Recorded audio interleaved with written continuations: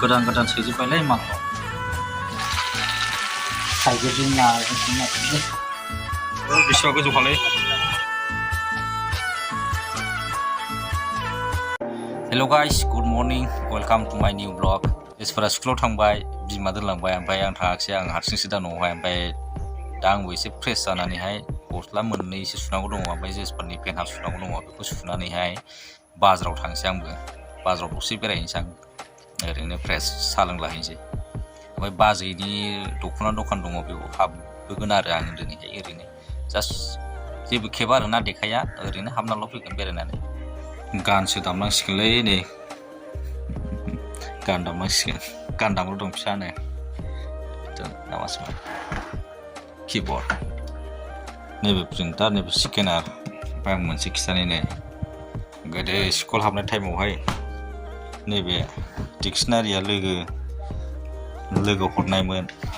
class 9 फरायनाय टाइमाव हरनाय बे डेटबो लिरना दोनखादों आंनो मानसि नामा नैबेनोमोन 30 तारिख 3 मार्च 2008 बा आङो मिड 10 क्लास 10आवमोन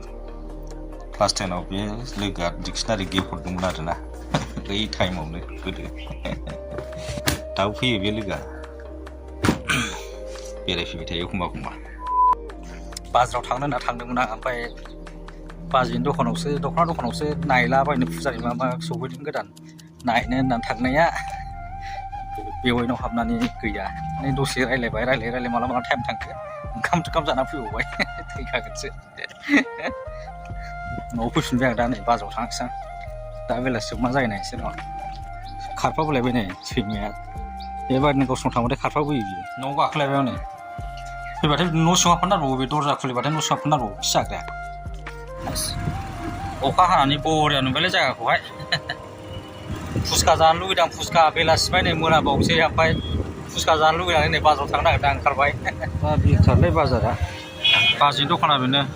आर दास कमप्लेक्स बेजोंनो हाबनांगौसिनो दख'नायाथ' मोजां दं कालेक्सना आरो बाजैया गैया बबाव थांदोंथाय दा फैबा रायलायनोसै फुजानि गोदान हाबजोब्बायलै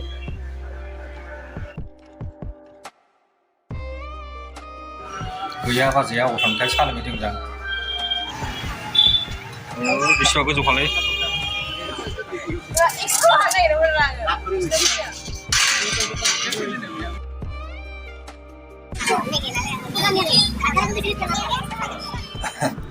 त्रिस थाखानि जाबोबाय आं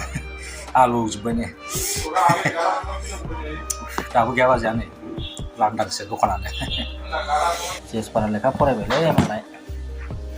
फरिखा जानोसैखाय 6:21 जाबाय मान्दाब दागाबसै नों थाइगिरजों नाजों संनाय थाइगिरजों नाजों जानानै फैफिनसिगोनसैलै दा हरावहाय गोखैजों थाब बुजिफिनो ना दे लिरदो दे थाब लिरदो दे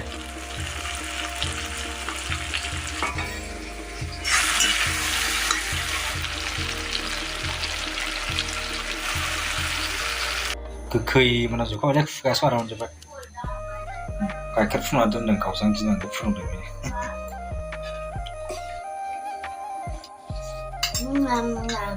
जेसफोरा ओंखाम जाखांना फुखांजोब्बायलै नै हायाव